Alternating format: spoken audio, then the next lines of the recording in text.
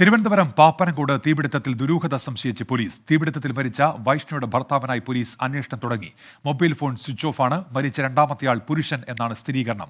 Alex Ram Muhammad വിവരങ്ങളുമായി ഇപ്പോൾ ചേരുന്നുണ്ട്. അലക്സ്, പോലീസ് ഈ ദുരൂഹത സംശയിക്കുന്നുണ്ടല്ലോ, എന്തൊക്കെയാണ് ഏറ്റവും പുതിയ വിവരങ്ങൾ അലക്സ്?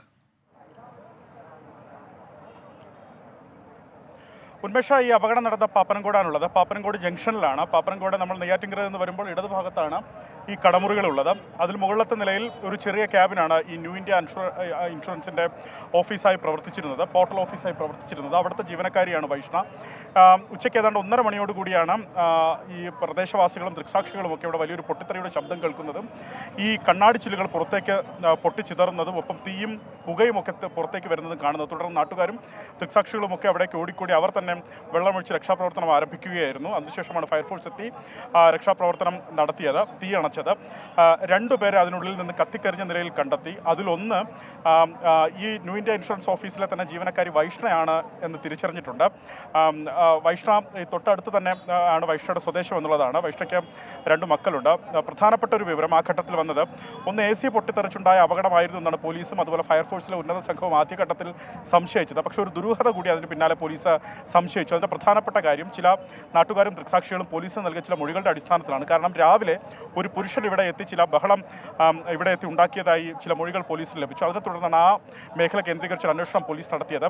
വൈഷ്ണയുടെ ഭർത്താവ് ബിനു, നരുവമ്പാട് സ്വദേശിയാണ് ബിനുവുമായി വൈഷ്ണ അകൽച്ചയിലായിരുന്നു കുറച്ച് നാളുകളായെന്നാണ് പറയപ്പെടുന്നത്. അവർ തമ്മിൽ അത്തരം പ്രശ്നങ്ങൾ ഉണ്ടായിരുന്നു എന്നും പറയപ്പെടുന്നുണ്ട്. ഇനി ഇത് ഈ ഇൻഷുറൻസ് ഓഫീസിലേക്ക് എത്തിയത് വൈഷ്ണയുടെ ഭർത്താവ് ബിനു ആണോ എന്ന സംശയത്തിലാണ് പോലീസ് ഉള്ളത്. ബിനു എവിടെയാണെന്നുള്ള അന്വേഷണത്തിലാണ് പോലീസ്. ബിനുവിൻ്റെ ഫോൺ സ്വിച്ച് ഓഫ് ആണ്, നിലവിൽ സ്വിച്ച് ഓഫ് ചെയ്ത നിലയിലാണ് എന്നുള്ളതാണ് ഏറ്റവും പ്രധാനപ്പെട്ട കാര്യം. നിയമം പോലീസ് ഇതുമായി ബന്ധപ്പെട്ട അസ്വാഭാവിക മരണത്തിന് കേസെടുത്തിട്ടുണ്ട്. ആ ദുരൂഹത സംശയിക്കുകയാണ്. ആ ദുരൂഹത ബലപ്പെടുത്തുന്ന പ്രധാനപ്പെട്ട മറ്റൊരു കാര്യം, ഒപ്പം മരിച്ച ഒരാൾ അത് പുരുഷനാണ് എന്നുള്ളതാണ്. പുരുഷനാണെന്ന് മെഡിക്കൽ കോളേജിൽ നിന്ന് സ്ഥിരീകരിച്ചിട്ടുണ്ടെന്നുള്ളതാണ്.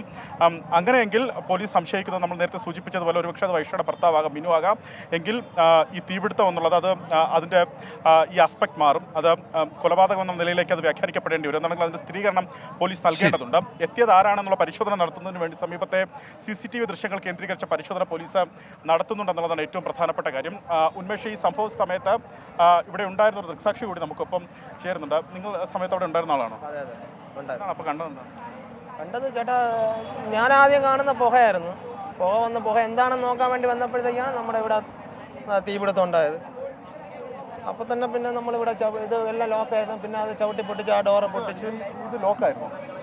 ഇതല്ല, ഇത് ലോക്കായിരുന്നു തോന്നുന്നു. ഞാൻ അപ്പുറത്തെ സൈഡിൽ കൂടെ കയറിയത്. അതിൻ്റെ മുകളിൽ കൂടെ ചാടി കയറി അവിടെ ഡോറ് പൊട്ടിച്ച് അകത്ത് കയറി. തീയായിരുന്നു, മുഴുവൻ തീയായിരുന്നു. പിന്നെ നമ്മൾ താഴെ നിന്ന് ഇവർ വെള്ളം കോരി തന്നില്ലേ, അപ്പോൾ അത് ഒഴിച്ചൊഴിച്ച് തീ കെടുത്തി അകത്ത് കയറി.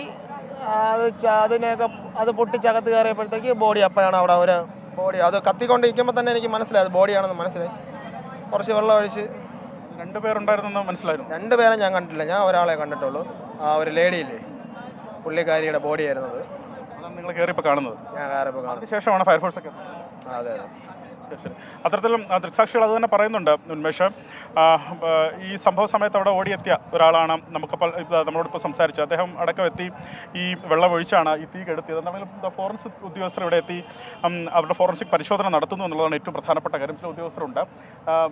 ചില CCTV ദൃശ്യങ്ങൾ, ഒന്ന് ഈ തൊട്ടടുത്ത കടകളിലൊക്കെ CCTV ദൃശ്യങ്ങളിൽ ഈ വന്ന ആൾ ആരാണ് എന്നുള്ളത് തെളിഞ്ഞിട്ടില്ല എങ്കിൽ ട്രാഫിക്കിൻ്റെ CCTV ദൃശ്യങ്ങൾ കേന്ദ്രീകരിച്ചൊരു പരിശോധന കൂടി പോലീസ് നടത്തുന്നുണ്ട്. ആ CCTV ദൃശ്യങ്ങളുള്ളത് ആരാണ്, അത് ബിനു ആണെങ്കിൽ പോലീസ് നേരത്തെ സംശയിക്കുന്നത് ശരിയാണ് എന്ന് അനുമാനിക്കേണ്ടി വരും.